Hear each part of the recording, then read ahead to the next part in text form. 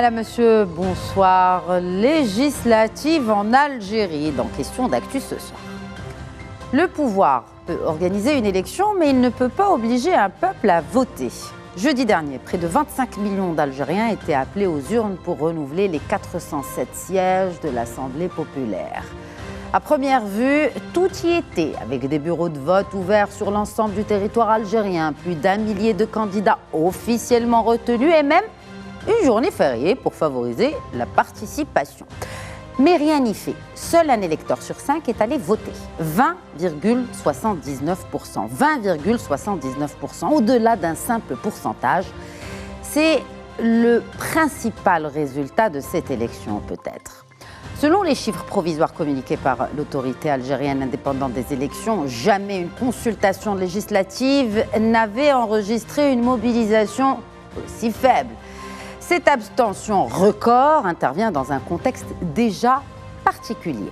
Alors avant même l'ouverture des bureaux de vote, ce n'est pas 10, ce ne sont pas 20, ce ne sont pas 100, mais près de 3000 candidats qui ont été exclus du scrutin au terme de l'examen de leur dossier par les autorités électorales. Près de 3000.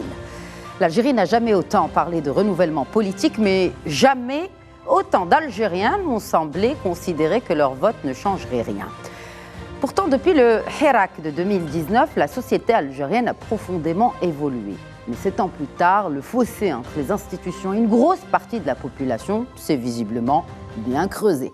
Dans plusieurs capitales étrangères, par ailleurs, les analystes ne portent déjà plus sur le nom, ou ne parlent déjà plus du nom du futur vainqueur, mais de ce que signifie un parlement élu par un électeur sur 5. C'est la relation entre un État et ses citoyens qui est interrogée et que nous allons aussi interroger ce soir en compagnie de nos experts. Nous avons avec nous, bien sûr, élection oblige, politologue sur le plateau, professeur Mostafa Sahimi, bonsoir. Avec moi en plateau aussi, l'expert en relations internationales et en particulier des affaires maghrébines, Hafed Botal, bonsoir. Bonsoir. Bienvenue. Merci. Avec nous depuis Casablanca, plutôt depuis Paris, mon cher confrère éditorialiste et analyste politique Mostafa Tossa. Bonsoir, merci Bonsoir. à vous de vous joindre à nous. Bonsoir. Alors, messieurs, bien sûr, on va s'arrêter sur tous ces chiffres que j'ai énumérés dans mon préambule. Et bien sûr, le chiffre qui frappe le plus, c'est le taux de participation. Comment, messieurs, expliquer un taux de participation ou une participation tombée sous la barre psychologique, si on peut l'appeler ainsi, de 21%. Mostafa Sahimi. C'est d'abord une tendance. Vous savez, en 2021, voici 5 ans, c'était un taux de 23%. En revanche, en 2007, c'était 37%. Donc il y a là une tendance et un affaissement de la mobilisation du corps électoral. Ça fait pour 24 millions à peu près d'électeurs en Algérie, en comptant la diaspora algérienne. Donc, il y a, ça fait que 5 millions de votants pratiquement. À distinguer que dans ce corps électoral, il y a un différentiel d'1,8 million, voire les électeurs masculins et les électeurs féminins. Les électeurs masculins, c'est à peu près 13 255 000 et les électeurs, les femmes, c'est 11 500 000. C'est un problème, c'est-à-dire que l'abstention va jusqu'à la non-inscription plus significative de l'électorat potentiel féminin. Alors, pourquoi ce taux ? Ce taux est intéressant parce que, vous l'avez dit, ça témoigne d'un décalage profond et d'une rupture pratiquement entre ce que j'appellerais l'état légal et l'état réel. Une vieille distinction que nous connaissons. L'état légal, c'est un pouvoir qui est là, il est ce qu'il est, on va y revenir. Et puis l'état réel, c'est la non-adhésion de la population à un système électoral et partant à une certaine gouvernance de ce régime-là. Alors ça tient à un certain nombre de raisons. Ça tient d'abord à des mesures qui ont été prises par les autorités algériennes pour contrôler de manière drastique tout le processus électoral. Sur la base de quoi? Une politique que je vais donner une métaphore à ce sujet, une politique d'entonnoir. C'est-à-dire, tout a été fait, on va y revenir, pour limiter le nombre des candidats 3000 candidats ont été exclus pour diverses raisons, notamment sur la base de quoi? Sur la base d'un texte scélérat, je suis juriste donc je peux le qualifier, un texte scélérat, qui est l'article 200 de l'ordonnance d'avril 2026. Cet article 200, il dit quoi? Il dit qu'il y a un contrôle administratif, il y a un contrôle sécuritaire, déjà pour le tri et le tri administratif. Alors, ça va très loin parce que c'est des notions très subjectives et qui sont arbitraires. Par exemple, dans cet article 200 que je cite de mémoire, il est dit que ceux qui sont impliqués dans des affaires opaques. S'il n'y a pas de condamnation de justice, comment on peut dire que c'est des affaires opaques? C'est un premier procès d'intention. Deuxième procès, ceux qui par leur comportement paraissent être opposés, en tout cas portent atteinte à la morale et à l'ordre public et à l'intérêt national. Il n'y a rien de plus subjectif et de plus arbitraire que cette qualification-là. Alors, ça vise qui? C'est ça qui est intéressant. Ça vise tout ce peuple contestataire qui s'est exprimé lors du Hirak algérien en février 2019, voici 7 ans, qui a été un immense élan populaire de plusieurs millions de personnes. Tout a été fait pour que le filtrage et l'exclusion des candidats soient faits sur la base du contrôle de l'avis du service de sécurité de l'administration.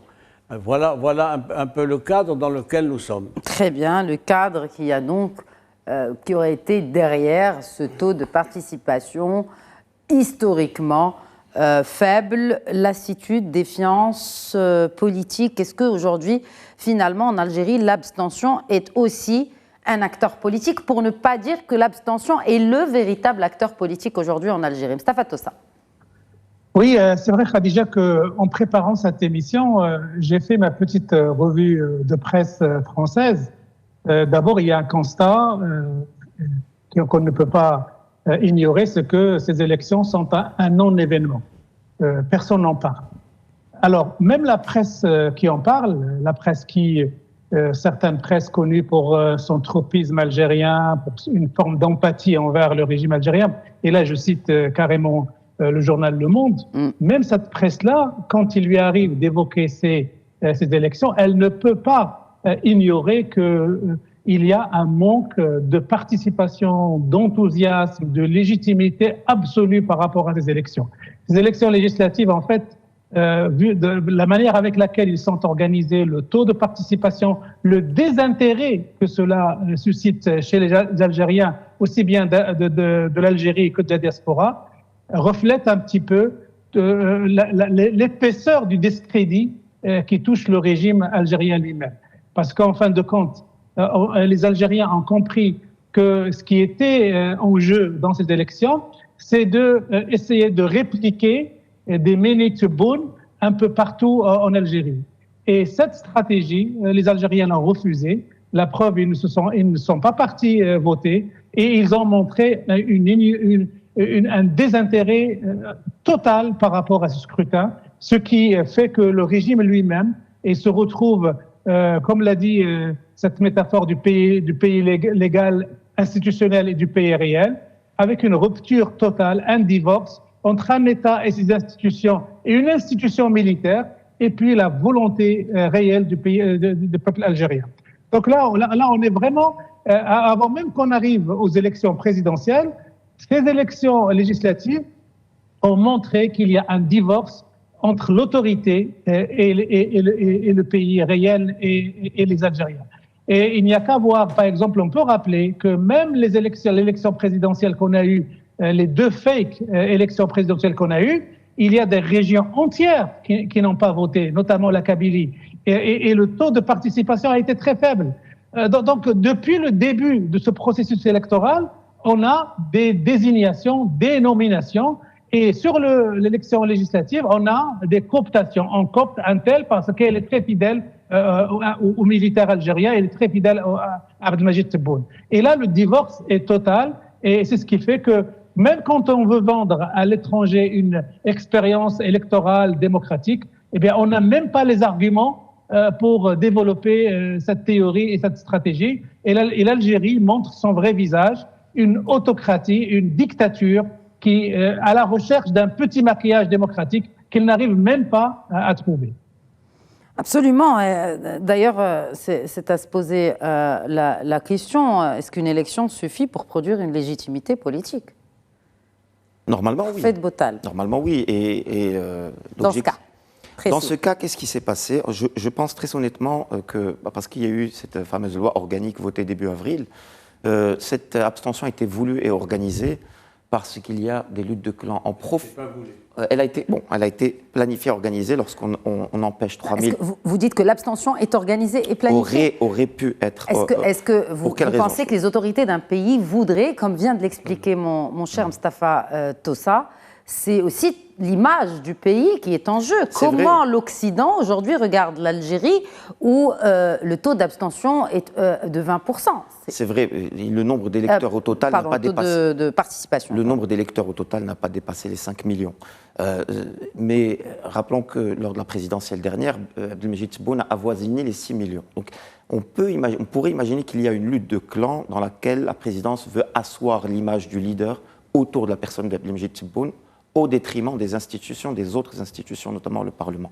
Mais ce qui est sûr, c'est qu'effectivement, cela fait office d'un véritable camouflet pour le pouvoir algérien, pour plusieurs raisons. La première, c'est que d'abord, au lendemain du Hirak, après 7 ans de Hirak, alors qu'il y avait des demandes claires, ce n'était pas uniquement le départ d'Abdelaziz Bouteflika, c'était un processus électoral plus transparent, c'était un fonctionnement institutionnel plus conventionnel. Eh bien, au lendemain de ce Hirak, qu'on peut voir 7 ans plus tard, c'est un échec total de ce mouvement populaire pacifiste. Et que l'armée a repris les choses totalement en main. Il y a eu 3000 candidatures, comme vous l'avez dit, qui ont été annulées. Il y a eu une réforme qui voulait d'abord gagner un peu l'opinion publique en introduisant des éléments de forme comme la prestation de serment, comme le minimum d'instruction pour les candidats. Et puis finalement, la manœuvre n'a pas marché. L'opinion publique a bien compris, parce qu'il y a eu ces 3000 candidats interdits, et surtout l'introduction de la nécessité d'une enquête pour pouvoir valider les candidatures, une enquête en profondeur. Donc en gros, on ne veut pas d'opposition. Oui. Il n'y a pas de volonté d'opposition. Et parce en plus, on imagine que les candidatures qui ont été refusées, il faut le dire, officiellement, ce ne sont pas des candidats du FLN. Non, ce ne sont pas que des candidats, ce ne sont pas des candidats du parti au pouvoir. Alors il y a 2 partis au pouvoir, ce qu'il faut le dire, c'est le FLN et puis le RND, que les Algériens surnomment FLN 2. Bis. Donc, ou FLN bis, effectivement. Donc c'est finalement, oui, c'est le parti au pouvoir et ces 2 partis n'ont pas été inquiétés par ces campagnes. En revanche, plusieurs petites structures nées en marge du Hirak, qui avaient réuni un certain nombre d'intellectuels de bonne foi et de bonne volonté, qui avaient proposé de collaborer avec l'État algérien pour pouvoir faire avancer le processus démocratique, toutes ces structures-là ont été les premières à être ciblées. Je pense par exemple à Gilles Jadid, je pense à d'autres qui ne parviennent pas à traduire concrètement leur militantisme en résultats électoraux de terrain. Et donc on empêche, et il y a véritablement, l'État algérien s'interpose entre la volonté populaire de pouvoir peser sur le choix sur les décisions publiques et le pouvoir en tant que tel. On empêche déjà de renouveler la classe politique. Au-delà de peser dans la prise de décision dans les politiques publiques,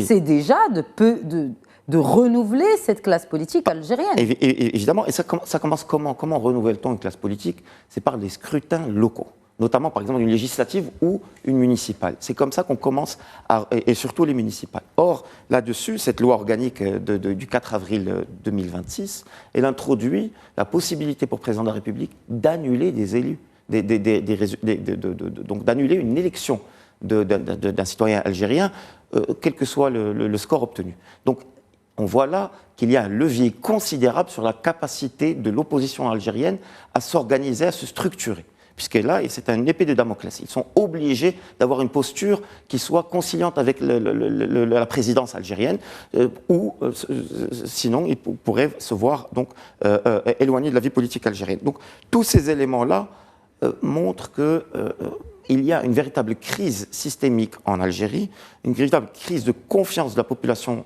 algérienne, une incapacité aussi de l'État algérien à organiser des alternances. si vous permettez, on va faire une comparaison avec le Maroc, même si nous ne sommes pas la panacée en termes d'exercice démocratique, on est Je en ne m'aventurerai pas sur ce terrain parce qu'il n'y a vraiment aucun, oui. oui, non, Si mais il n'y a voulez, aucun aspect à comparer. Il y a quand même au Maroc, il y a eu un travail multipartisme dès l'indépendance. Il y a eu des élections dès 1960, puis 62, avec plusieurs partis, plusieurs listes électorales. Il y a eu un débat démocratique, il y a eu des hauts débats, on a eu les années de plomb, on le sait très bien.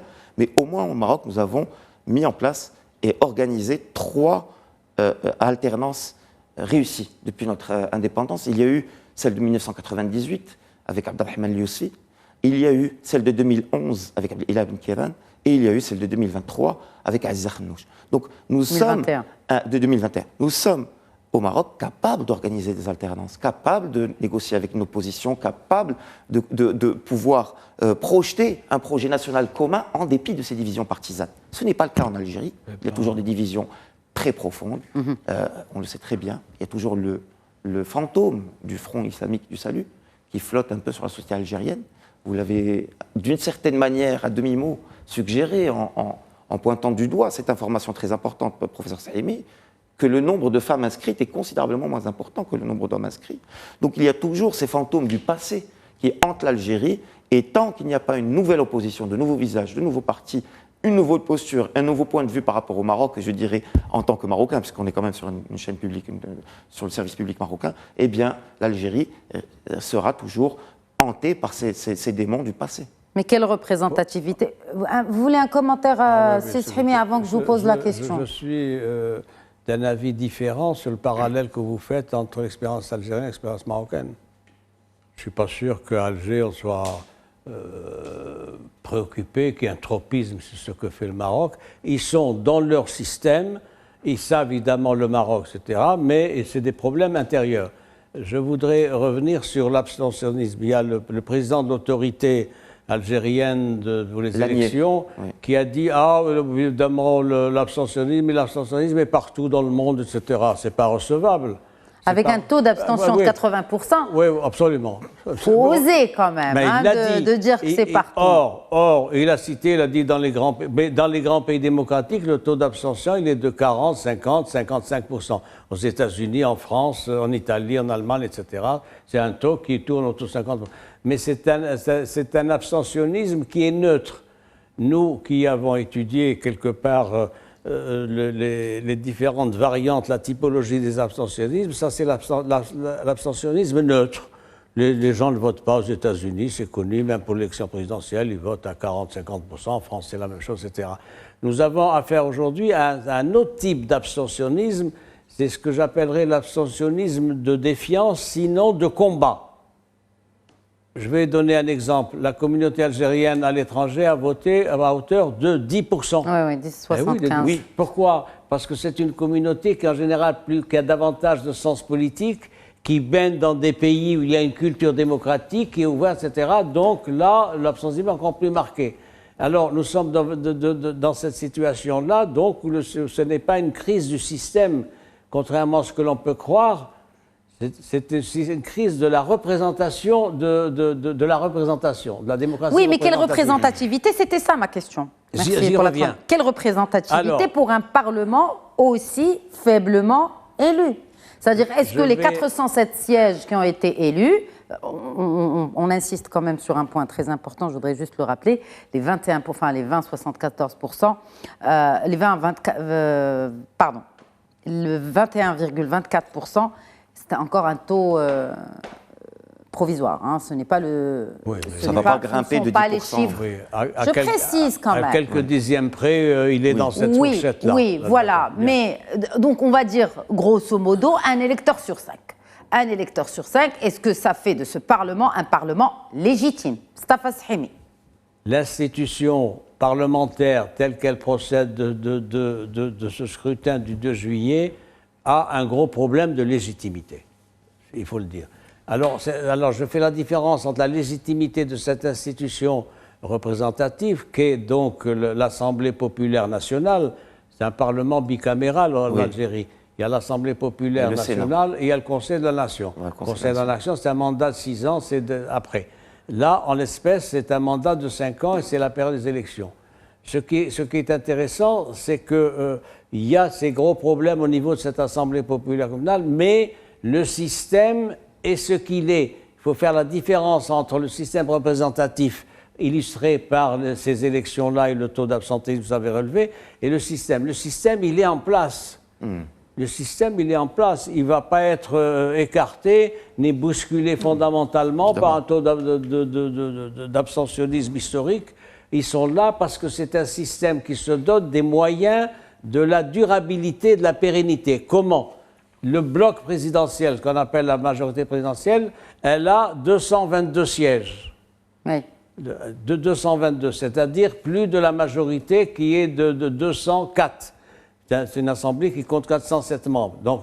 Et ils ont en plus un autre parti, ça fait 280. Moi, j'ai calculé. Donc, ils ont verrouillé ces élections-là pour avoir une majorité confortable. Exactement. Ils ont par ailleurs interdit à une quinzaine de partis politiques de se présenter, d'avoir des dossiers valables et recevables. Et puis, il y a tout ce qui a été fait, c'est-à-dire sur l'article 102 que j'ai évoqué de la loi électorale, qu'on appelle d'ailleurs la guillotine politique en Algérie. Ah, ben oui, c'est une guillotine politique, parce qu'ils ont dit, ah oui, mais celui-là, il a manifesté, s'il n'a pas manifesté lors du Hirak, il a des sympathies pour le Hirak. Et donc, le contrôle, il est fait par qui? Par l'administration territoriale et par les services de sécurité. Donc, l'arbitraire le plus total.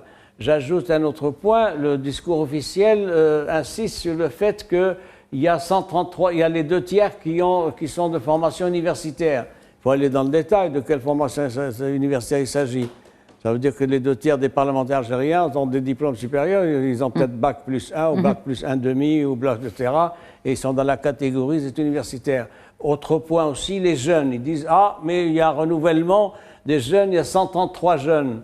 C'est intéressant d'aller plus loin et de voir quel est le profil de ces jeunes-là. Or, le profil de ces jeunes-là ne peut procéder que des circuits de cooptation que vous avez évoqués qui procèdent des partis politiques. On est allé chercher le fils, le cousin des ministres, des ambassadeurs, des agents d'autorité, tout ça, etc. C'est extrêmement préoccupant. Oui. Et puis, il y a un dernier point aussi, c'est que c'est l'échec d'un modèle politique.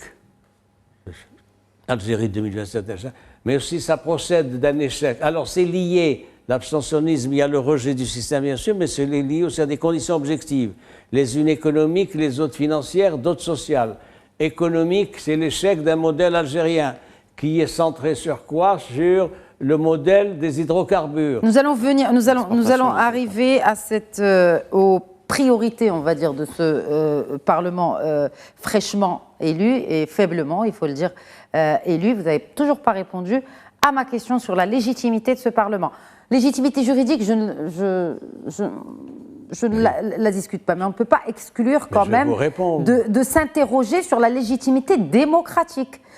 Surtout que vous avez raison de le relever, c'est un Parlement qui n'a aucune légitimité politique, ni aucune légitimité démocratique, parce que c'est le produit rendu d'un système qui ne peut donner que ce type de Parlement, c'est-à-dire un modèle autoritaire. Soulignons que l'Algérie est un pays de fonctionnaires, il y a 4 millions de fonctionnaires. Les fonctionnaires ont été poussés à aller voter, y compris les militaires. 800 000. 800 000 militaires. Voilà, 800 000 militaires. Qu'est-ce que ça aurait été si ils avaient été lissés de leur loisir d'aller voter ou pas? Le score aurait été encore beaucoup plus bas. Et vous avez parlé du Hirak. C'est vrai que les militants du Hirak sont pourchassés, empêchés de se présenter, jusqu'à des journalistes de la stature de Ihsan Al-Qadi, que vous devez connaître, qui est le fondateur de Radio M. Et pourtant, ce régime se réclame du Hirak aussi. Vous voyez l'hypocrisie? Vous savez comment il l'appelle? Il l'appelle Hirak el-Majid. Abdelmajid Tebboune, il appelle toujours ça le Hirak el-Majid. Et pourtant, tous les militants de ce Hirak, tous les acteurs associatifs, la presse, sont pourchassés. Si on part du principe de Sissimi que l'abstentionnisme est un combat, finalement, on peut se dire aussi que le Hirak a réussi à influencer le comportement électoral des Algériens. Oui, parce que d'une certaine manière, mais il n'y avait pas véritablement de grande confiance sur le processus électoral, même à l'époque de Bouteflika. Après, il y avait... Donc pour vous, il n'y a pas eu d'impact, il n'y a pas eu d'influence du Hirak sur le comportement électoral? Si, on peut dire... Mustapha Toussa demande à prendre la parole. Oui, c'est Mustapha. On ne peut pas établir une comparaison entre le régime de Bouteflika et le régime d'Abdelmajid Tebboune. Du temps d'Abdelaziz Bouteflika, de l'aveu même de beaucoup d'Algériens, il y avait une vraie dynamique politique, il y avait des partis d'opposition qui critiquaient dans une certaine limite, mais qui participaient à la vivacité de la vie démocratique. C'est d'ailleurs, beaucoup d'Algériens ont presque une nostalgie à l'égard de cette période quand ils comparent leur vécu actuel, ils la considèrent presque comme une époque dorée. Là maintenant, ce qui se passe avec le président Abdelmajid Tebboune, quand il est venu, il a complètement fermé le jeu politique algérien. Tous ceux qui critiquent l'armée algérienne ou les choix du régime algérien sont automatiquement marginalisés, pour ne pas dire exclus, pour ne pas dire poussés à l'exil, pour ne pas dire emprisonnés. Il suffit de dire qu'il suffit d'un seul post sur Facebook ou sur Twitter ou sur TikTok ou sur un réseau social, un seul post critiquant le régime algérien, ça peut vous valoir d'aller en prison. Alors, est-ce qu'on peut imaginer un homme politique ou un parti politique qui va porter l'étendard de l'opposition constructive, entre guillemets, critique à l'égard du régime? Jamais ce régime ne laissera l'opposition s'exprimer. Donc, pour lui, tous ceux qui veulent entrer dans le jeu parlementaire algérien, tous ceux qui veulent faire partie des institutions de ce régime algérien, doivent automatiquement penser comme le duo Abdelmajid Tebboune et Saïd Chenghriha. Ceux qui pensent différemment sont complètement écartés. Et c'est ce qui explique que non, effectivement, ce Parlement n'a pas de légitimité politique, n'a pas de légitimité démocratique. C'est une réplique de la manière de penser du régime algérien. Et ça accentue encore plus le divorce entre la rue algérienne, entre la société civile algérienne et cette architecture institutionnelle que le régime essaie de monter pour donner l'illusion d'une vivacité démocratique.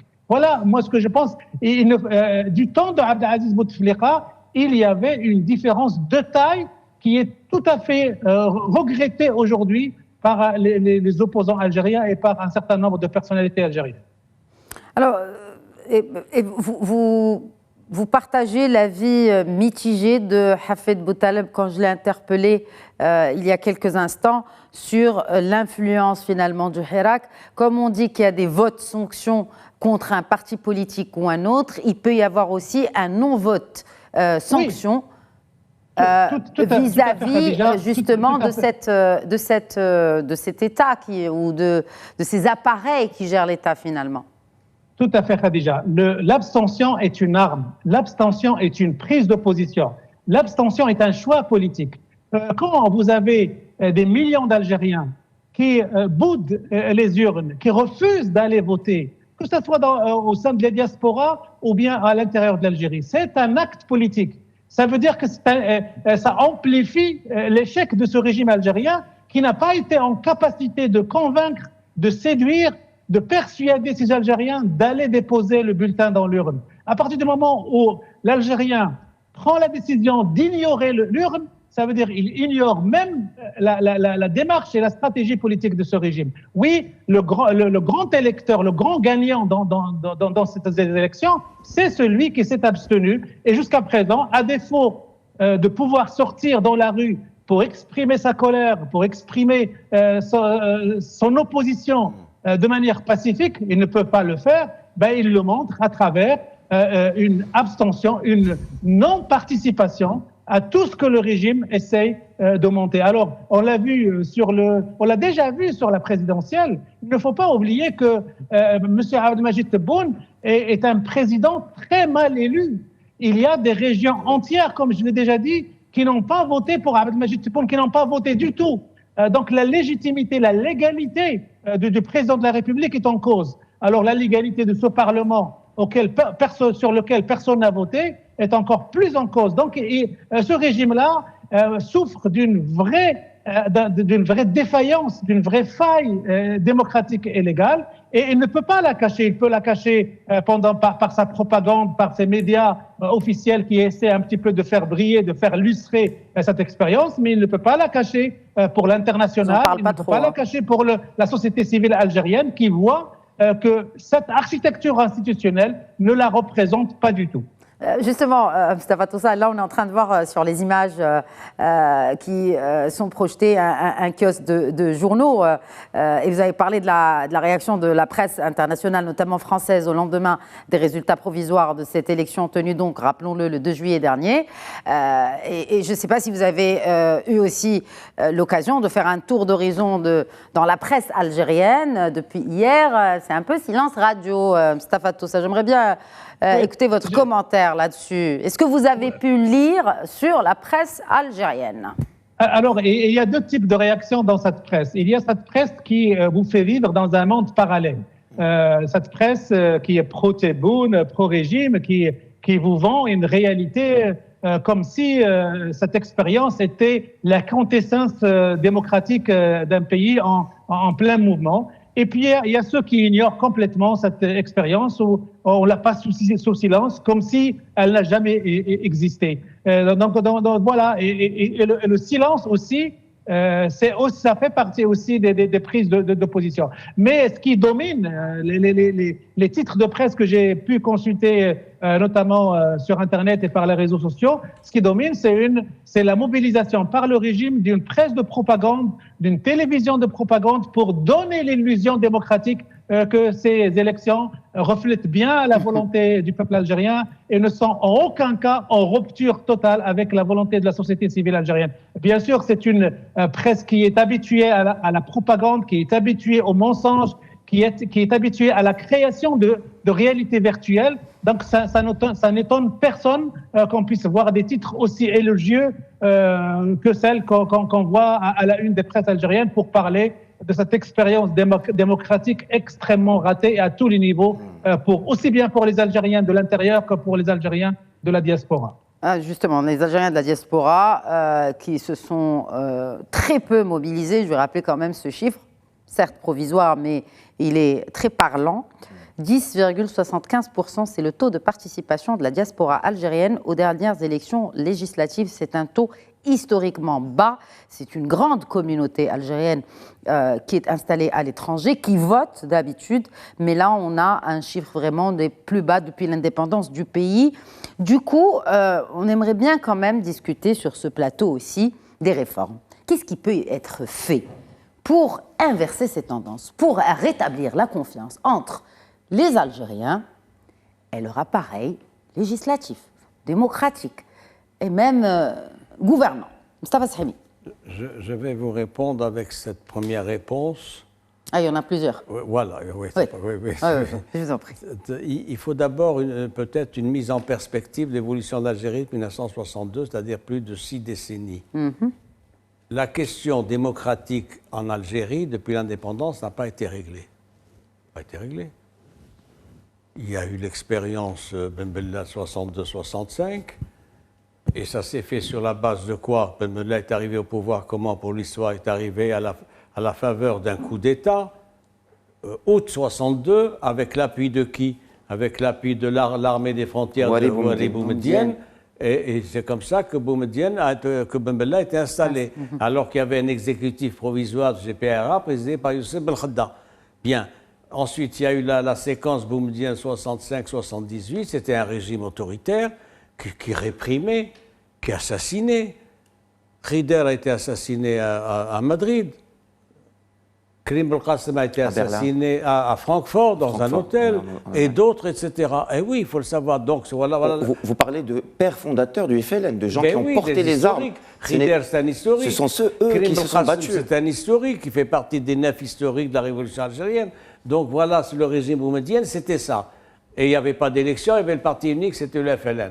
Ensuite, il y a eu toute la séquence 78 jusqu'à maintenant. C'est quoi? Il y a eu les régimes provisoires des uns des autres, le comité d'État, etc. Chadli Bejdid, et puis Bouteflika est arrivé en 1999. Sur l'expérience, la séquence Bouteflika qui a duré 1999 à avril 2019, une vingtaine d'années, il y avait une régulation, mais autoritaire et relativement efficace du jeu politique. Je rejoins partiellement ce qu'a dit mon ami Moustapha Toza. Il y avait des forces, il y avait le FFS qui était là, il y avait l'RCD, il y avait d'autres partis, il y avait des figures historiques. Il y avait un semblant de vie politique entre c'était régulé, partis d'opposition, partis... Absolument, Voilà, permettez. Le FFS était une opposition militante historique. Oui, tout à fait. Le RCD, comme vous l'avez dit aussi, Saïd Saadi à l'époque et d'autres, etc. Donc il y avait du jeu. Ce qui se passe maintenant avec la séquence Tebboune, c'est qu'il pâtit lui-même d'un déficit de légitimité. Bouteflika, on l'aime ou on l'aime pas, mais il avait légitimité. Légitimité avec... Via le taux de participation aussi. Oui, mais il avait légitimité liée à sa personne, à l'international, et il était capable d'autorité. C'est lui qui a domestiqué les militaires. La loi de la concorde civile aussi. C'est lui qui avait domestiqué les militaires. Il avait dit dans une déclaration à la télévision à l'étranger que j'ai en mémoire, il avait dit qu'ils viennent me chercher. Il avait dit, verbatim, avec des gens généraux, qui viennent me chercher. Donc il avait de l'autorité sur le clan des militaires. Ce n'est pas le cas de Tebboune, qui est un homme imposé, qui est une personnalité, pas l'autre, terne. Il était ancien gouverneur, il était ministre, tout ça, etc. Ce n'est pas une personnalité charismatique. Il a été Premier ministre 3 mois. Oui, absolument. Bien. Et il a été élu une première fois donc, en décembre de 2019 et reconduit en septembre de 2024 avec combien 23% des électeurs inscrits. Un quart. Donc nous sommes dans un palier de démobilisation et de défiance de l'électorat par rapport au système. Historique rappelé, quid des réformes? Alors les réformes, je ne crois pas, compte tenu de la nature du système, je ne crois pas, pour ma part, que ce régime soit capable d'entreprendre des réformes. C'est un régime qui gère le statu quo, c'est un régime qui gère la répression, qui gère la rente. Et sur ce plan-là, il y a un élément dont on n'a pas parlé, peut-être que je voudrais évoquer rapidement, pour ce qui est aussi de la défiance des électeurs. Il y a l'échec d'un modèle économique. L'économie algérienne est fondée également sur l'économie des hydrocarbures. Oui, mais justement, ça fait partie des défis. Ça fait partie des défis, c'est de pouvoir diversifier cette économie, de la sortir un peu des hydrocarbures. Vous avez raison. Et c'est pas nouveau. C'est la poursuite des réformes. Il l'a annoncé il y a 5 ans, il l'a annoncé il y a 8 ans, nouveau modèle économique. Il n'y a pas de nouveau modèle économique parce qu'ils ne sont pas capables de réformer le modèle de développement. Bon, pour l'instant, vous me direz, effectivement, ça joue un peu les deux rôles. C'est-à-dire qu'en interne, ça permet au pouvoir algérien d'acheter une certaine paix sociale en versant des indemnités conséquentes à une bonne partie de la population. C'est un fait. Bon, socialisme oblige, vous me direz aussi. Mais il y a un autre. Personne ne fait référence au socialisme en Algérie. Mais on dira aussi qu'il y a aussi le volet géopolitique, et c'est là où je veux interpeller Hafed Boutane. Ça reste quand même un des plus grands fournisseurs de gaz pour l'Europe. 90%, oui, 90% des recettes d'exportation de l'économie algérienne, c'est les hydrocarbures, pétrole et gaz. 67% des recettes budgétaires de l'Algérie, c'est les hydrocarbures. Alors pourquoi ils sont capables de se réformer? Parce que ça dégage une rente qui permet d'acheter, vous l'avez dit, la paix sociale. La paix sociale comment? Il y a 4 millions de chômeurs qui sont indemnisés de 18 à 40 ans. Sont indemnisés. Il y a des logements publics qui sont donnés, il y a des augmentations de salaire dans tous les secteurs. Voilà un obstacle parce qu'il y a chez eux l'incapacité à réformer le modèle économique. Des raisons sociales rapidement aussi, la crise. La crise sociale, vous savez, il y a un chômage de 40% chez les jeunes, etc. Oui.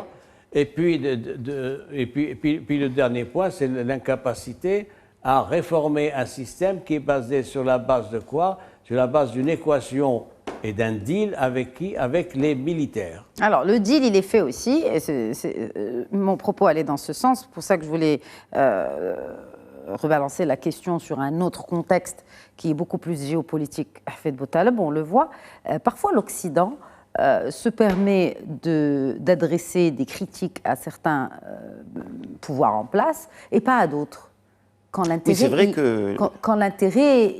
y est, en fait. Le pouvoir algérien joue beaucoup sur les illusions. Par exemple, si vous rentrez sur le site du FMI, vous verrez que la première économie du Maghreb, c'est l'économie algérienne, avec un PIB de 317 milliards de dollars. Sauf que c'est un PIB basé sur une monnaie artificiellement gonflée par des taux de change qui ne reflètent pas la réalité. Si ces taux de change venaient à être appliqués, le PIB serait 2 fois moins. Et donc, ces illusions-là, elles fonctionnent en Europe. En Europe, on pense que l'Algérie, c'est le géant du Maghreb avec des petits pays satellites qui seraient le Maroc, la Tunisie, ainsi de suite. En tout cas, certains intérêts, encore en Europe, voient le Maghreb sous cette perspective.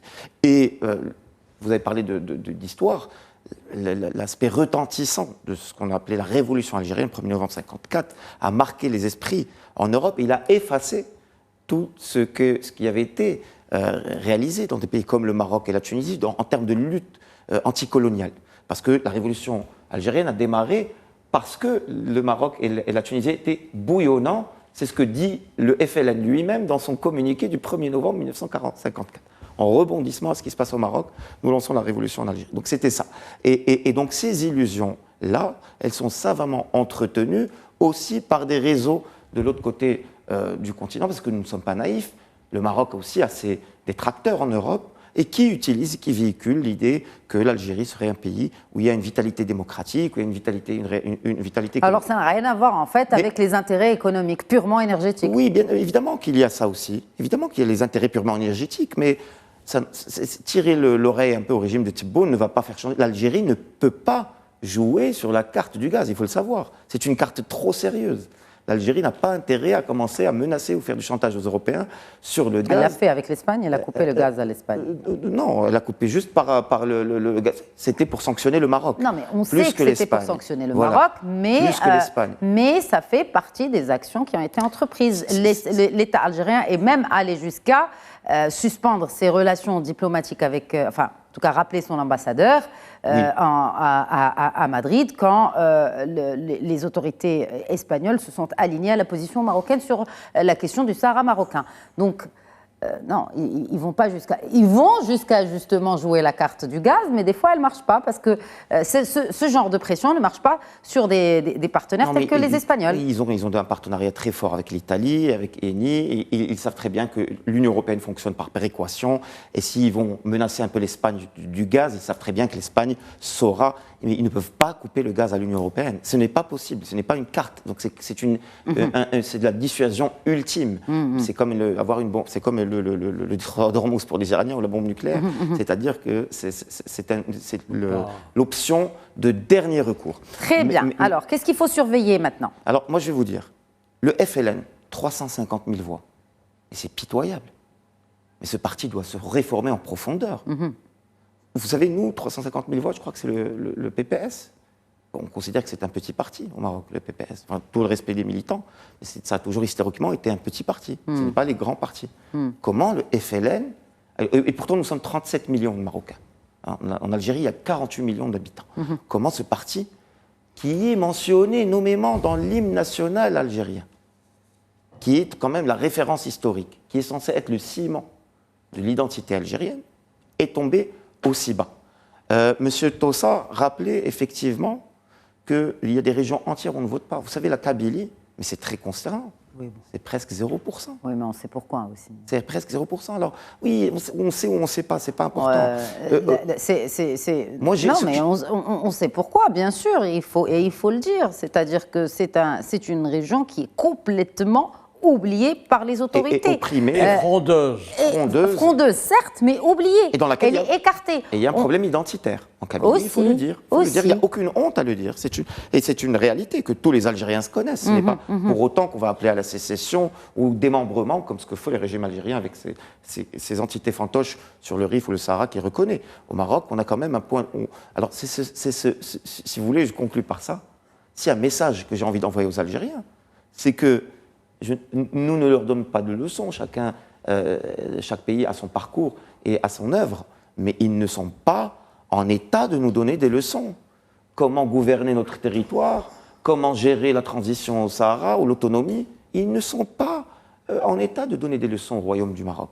Le régime algérien aujourd'hui doit prendre acte de ce désintérêt de la population pour ses institutions, pour se réformer en profondeur. Et surtout, les partis politiques doivent tirer des leçons, capter plus. Il y a eu quand même un Hirak qui a montré qu'il y a un intérêt de la population algérienne pour la chose publique, pour l'avenir de leur pays. Alors, ils sont où tous ces jeunes qui sont sortis pour le Hirak? Pourquoi ces partis ont échoué à ce point? Comment donner autant d'importance à des dossiers qui sont normalement secondaires pour le quotidien du peuple algérien? Pendant une année, il y a eu tous les vendredis, les Algériens sont sortis, personne n'a parlé du Sahara, et pourtant, le FLN, quand ils se réunissent, c'est pour parler du Sahara. Mais attention, FLN, vous faites 350 000 voix, vous ne valez plus rien.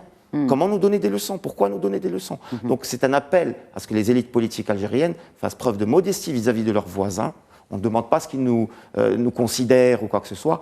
Faites preuve de modestie et asseyez-vous sur la table pour qu'on puisse négocier. Qu'est-ce qu'il faut surveiller maintenant, Mustapha Tossa, hors bien sûr résultat définitif que je doute puisse dépasser ces 21% annoncés sur les résultats provisoires de ces législatives du 2 juillet? Moi, ce que je voudrais ajouter quand on parle de ce régime algérien qui manque de légitimité politique, que ce soit au niveau présidentiel ou au niveau parlementaire, ce qu'il faut rajouter, c'est que ce régime algérien s'est distingué par rapport à celui de Abdelaziz Bouteflika d'être le régime qui a développé le maximum d'hostilité, d'agression et de rupture avec son environnement. La crise avec l'Espagne n'est pas oubliée, la crise avec la France est toujours de rigueur, il a une crise avec les pays du Sahel, la crise avec le Maroc, elle est chronique, la crise avec la Libye, elle est installée, la crise avec les pays arabes, les Émirats arabes unis et l'Arabie saoudite est là. Donc c'est un pays, en plus de manquer de légitimité politique et démocratique, est un pays qui est basé sur l'agressivité et la rupture. Donc on ne peut pas s'attendre d'un régime pareil à ce qu'il se transforme du jour au lendemain. Maintenant, ce qui est attendu, ce que les Algériens, ce que la société civile algérienne attend de ce régime, c'est de lancer des projets économiques de telle manière qu'ils puissent convaincre les jeunes Algériens de rester en Algérie. Parce que le rêve absolu de tout Algérien, c'est de quitter l'Algérie, de partir en Europe, de partir ailleurs. C'est un pays économiquement très faible, où on fait la queue pour tout. C'est un pays qui n'offre aucune perspective pour sa jeunesse. C'est un pays, malgré sa richesse, malgré le fait qu'il soit installé sur une richesse énergétique incroyable, il n'arrive pas à l'utiliser. Et c'est un pays où il n'y a pas de liberté de pensée et de liberté d'expression.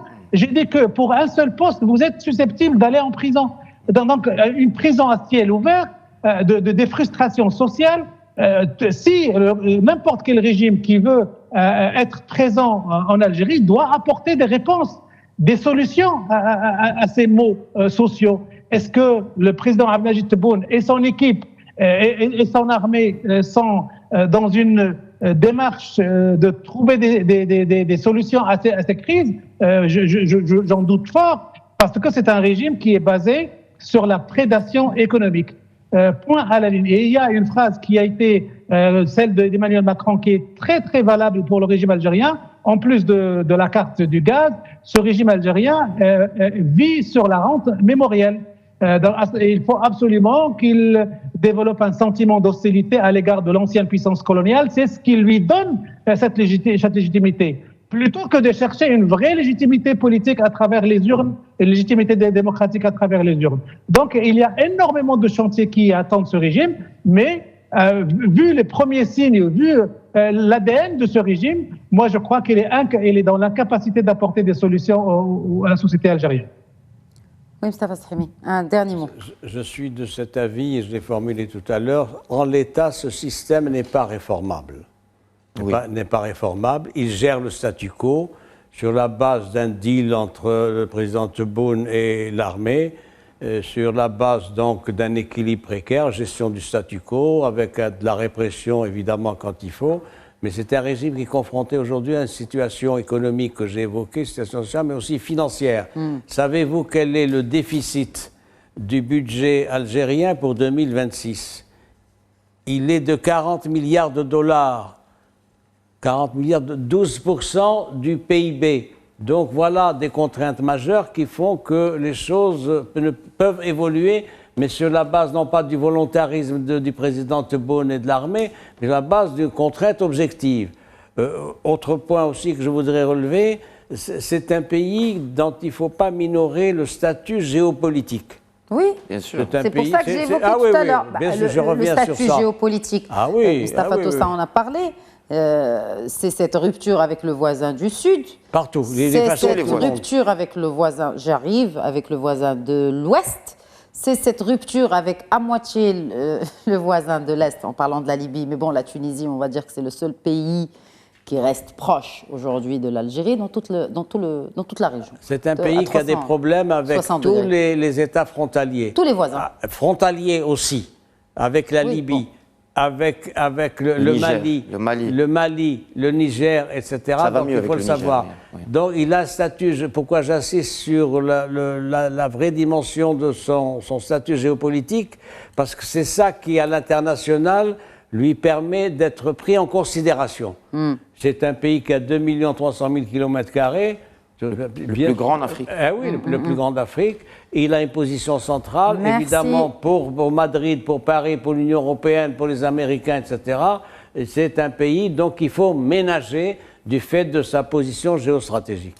Effectivement. Bon, je vais finir juste avec, peut-être nous avons avec nous Mustafa Tossa, il est à Paris, et demain, Inch'Allah, nos Lions de l'Atlas vont affronter les Bleus. Pronostic, Mustafa Tossa? Le pronostic général, c'est que nous avons une revanche à prendre. Nous avons perdu la demi-finale contre la France au Qatar. Nous l'avons perdu, on était presque victorieux.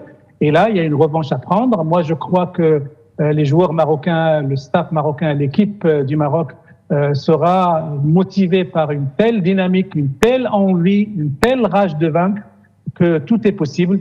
Même si la France reste pour le moment l'équipe la plus forte du mondial. Mais si on arrive à battre l'équipe la plus forte du mondial, tous les rêves sont permis. Tous les rêves sont permis. Merci beaucoup, messieurs, pour fait de Comme je vous l'ai dit.